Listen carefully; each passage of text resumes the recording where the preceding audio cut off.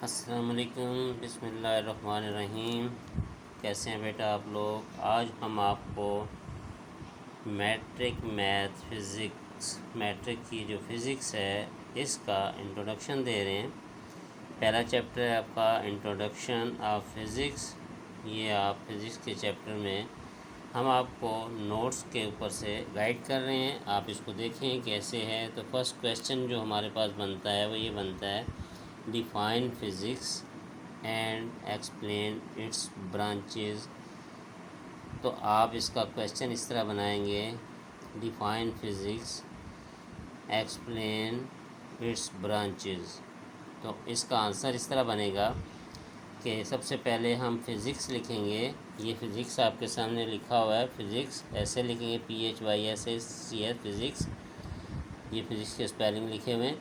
और इसकी सिर्फ यहाँ से डेफिनेशन लिखनी है आपने, और यहाँ से कुछ नहीं लिखना। Definition, physics is defined as a science which deal with the interaction of matter and energy.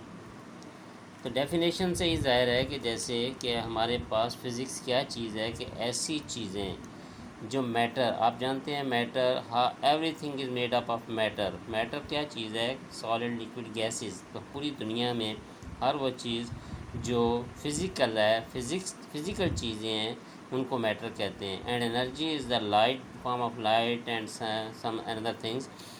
तो लाइट जो है वो एक वेव फॉर्म में हमारे पास आती है। तो स्टडी हम किसकी करेंगे? फ़िज़िकल चीज़ों की। यानी कि जब हम मैटर और एनर्जी, इनके आपस में रिलेशन जो है, इसकी स्टडी को फ़िज़िक्स कहते हैं। अब इसकी हमारे पास नीचे एग्जांपल दी हुई हैं, उनकी इतनी ज़रूरत नहीं है, सिर्फ आप उसके बाद ब्रांचेज़ ऑफ फ़िज़िक्स पढ़ेंगे। ब्रांचेज़ ऑफ फ़िज़िक्स हमारे पास 9 ब्रांचेज़ हैं। लिखेंगे there are 9 branches of physics. जब लिखेंगे ऊपर there are 9 branches of physics, तो उनके पहले नेम लिख देंगे। नेम लिखने के लिए सबसे पहले आप फर्स्ट लिखेंगे मैकेनिक्स, नंबर 2 पे इलेक्ट्रिसिटी। ये लिखे हैं मैकेनिक्स, इस तरह डिटेल से नाम लिखेंगे पहले, ब्रांचेज ऑफ फिज़िक्स। फिर नंबर 1 पे मैकेनिक्स, फिर number 2 electricity, number 3 electricity and electromagnetism and solid state physics, atomic physics, nuclear physics, plasma physics, biophysics, astrophysics. ये आपकी 9 ब्रांचेज़ हैं। ठीक है, 9 ब्रांचेज़ में आपने पहले नेम लिखना है। सॉल्यूशन जब आप शुरू करने लगेंगे तो पहले आप नेम लिखेंगे, उसके बाद फिर हेडिंग डाल के सबसे पहले लिखेंगे नीचे मैकेनिक्स नंबर 1, it deal with the motion of object with और without reference of force. Mechanics में वो चीज़ है कि इस चीज़ की स्टडी की जाती है कि वो मोशन, वो हरकत जो हम या तो फोर्स हम अप्लाई करते हैं या नहीं करते, लेकिन वो मूव करती है, तो इसको मैकेनिकल फॉर्म में कहते हैं। तो विद और विदाउट रेफरेंस का मीन है कि अगर आप फोर्स लगाएं या ना लगाएं, लेकिन वो मूव करे ऑब्जेक्ट, तो ये क्या कराएगा? मैकेनिक्स। सेकंड में आती है हमारे पास इलेक्ट्रिसिटी।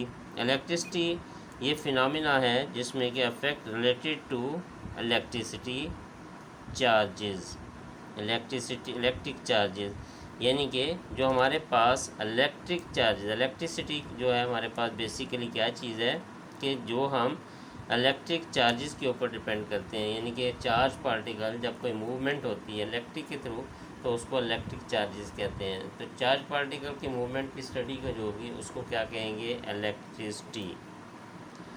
इसके बाद आता है electromagnetism. It deals with observation, principle, laws and methods that relate electricity and magnetism. Simple हमारे इलेक्ट्रोमैग्नेटिज्म से ये चीज़ साबित हो रही है कि डील किस पे करेंगे? ऑब्जर्वेशंस, यानी कि हमने देखना है कि किस तरीके से हुआ, प्रिंसिपल, रूल कौन से हैं, लॉज, क्या कानून के मुताबिक हमने काम किया करना है किस तरीके से, और मेथड्स, किस मेथड के तहत इसको फॉलो किया जाएगा, that relates electricity and magnetism. वो प्रोसीजर, वो हमारे पास इश्यूज़ जो हमारे इलेक्ट्रिसिटी और मैग्नेट, इनके थ्रू काम होता हो। जैसे फॉर एग्ज़ाम्पल अगर आप देखा जाए कि आपके पास फ़ैन है, फ़ैन में क्या होता है, इलेक्ट्रिसिटी भी जाती है और इसके अंदर कॉइल लगे होते हैं। तो आप एग्जांपल के तौर पे कह सकते हैं कि इलेक्ट्रिसिटी और जो मैग्नेट बनता है किससे, फिर हमारा फ़ैन रनिंग करता है। तो मैग्नेट के अंदर पोल, नॉर्थ पोल, साउथ पोल बन जाते हैं, जिससे तो हमारी ये जो इस तरह के प्रोसीजर हैं उनको क्या कहेंगे, study of electricity and magnet. ठीक है। उसके बाद आ जाता है आपके पास number solid state physics. It concern with the structure and properties of solid materials, यानी कि ऐसी मटेरियल जो हमारे पास सॉलिड हैं, यानी कि हमारे पास जिनके पार्टिकल बहुत कम मूव करते हैं, स्टेबल रहते हैं, उनकी स्टडी को हम सॉलिड कहते हैं। यानी कि स्टोन्स हो गए, इसी तरह हमारे पास कोयला है, मार्बल है, या फिर आप गोल्ड है, इन सब चीज़ों की स्टडी जो है वो हमारे पास किस चीज़ में आती है, सॉलिड फिज़िक्स में। Atomic physics, it concern with the structure and properties of, यहाँ सॉलिड है लेकिन एटम्स के बारे में आप स्टडी करेंगे। Atomic physics concern with the structure and properties of atomic structures, ATOMIC, atomic structures, STRUCTURES, atomic structures, यानी कि एटम के जो स्ट्रक्चर हैं उनकी स्टडी जो है वो हम एटम, जैसे हमारे पास ऑर्बिट्स होते हैं, एटम उसके अंदर होते हैं, तमाम एटम से मिलकर ऑर्बिट बनता है। ऑर्बिट जो होता है उसका न्यूक्लियस होता है। जो स्टडी इन चीज़ों की होती है, ऑर्बिटल स्टडी या एटॉमिक स्टडी, उसको हम एटॉमिक फ़िज़िक्स कहते हैं। न्यूक्लियर फिज़िक्स, अब ये देखें इसमें नाम से ही ज़ाहिर है कि the branch is concern with the structure and properties of atom. अब देखें इसमें हम जब उसका स्ट्रक्चर बनाते हैं कोई भी उसका, कि एटम क्या चीज़ है, एटम के ऑर्बिट्स होते हैं और एक न्यूक्लियस होता है। तो न्यूक्लियस और ऑर्बिट, जैसे ये ऑर्बिट है, ये न्यूक्लियस होता है उसके ऊपर। तो आप क्या कर सकते हैं, इसमें जितने भी एटॉमिक स्ट्रक्चर्स हैं और न्यूक्लियस है, इसकी स्टडी जो है, हम सिर्फ अभी ब्रांचेस और उनके नेम के बारे में सिर्फ टॉपिक बता रहे हैं। आगे जाके इनकी पूरी स्टडी होगी, तो हम जो स्टडी होगी उसको उसका नाम क्या देंगे। अगर एटॉमिक स्टडी है तो उसको फ़िज़िक्स की तो एटॉमिक फ़िज़िक्स कहेंगे, और अगर न्यूक्लियर फ़िज़िक्स है तो न्यूक्लियर्स के बारे में, यानी कि एटम को इंटरनली कितना उसके अंदर हम स्टडी करना है कि न्यूक्लियस में क्या चीज़ है, उसके न्यूट्रॉन, प्रोटॉन वगैरह, ये इस तरह और भी डिफरेंट चीज़ें हैं। तो हम स्टडी किसको कहेंगे, आगे जाके आपको पूरी डिटेल बताएंगे। तो न्यूक्लियर फिज़िक्स में study of properties of atom, यानी कि उसकी क्या क्या खुसूसियात हैं, एटम क्या कर सकता है, एटम मिल के क्या बनता है। जैसे आप फॉर एग्जांपल हाइड्रोजन और ऑक्सीजन है, ये दोनों एटम्स हैं, इन दोनों को मिला दें तो पानी बन जाता है। तो आगे जाके हम इसकी स्टडी को करेंगे। तो ये हमारे पे आकर कराया जाएगा न्यूक्लियर फिज़िक्स। और न्यूक्लियस के अंदर, न्यूक्लियर में स्ट्रक्चर बनाते हैं, और आपने देखा कि ये एटॉमिक प्लांट, ये वो सब जो बने होते हैं, ये न्यूक्लियस में आते हैं। प्लाज्मा फिज़िक्स क्या है, ये properties of highly ionised atom from forming a mixture, highly ionised atom forming a mixture, और किसके साथ, of nuclei without electron and electron. Plasma ionic form की स्टडी जो कहलाती है, जैसे हम कहते हैं कि जिसके अंदर आयनिक स्टडीज़ कहलाती हैं, नेगेटिव आयन, पॉजिटिव आयन और उसकी वैलेंसी वगैरह, इस तरह की जो स्टडी होती है एनायनिक फॉर्म में, यानी कि न्यूक्लियस जिसमें इलेक्ट्रॉन ना हो, उस तरह की स्टडी जो है उसको किसमें कहलाएगी, प्लाज्मा फिज़िक्स। नाम से ज़ाहिर है biophysics, it concern with the application of physical methods and explanations to bio physical system and structure.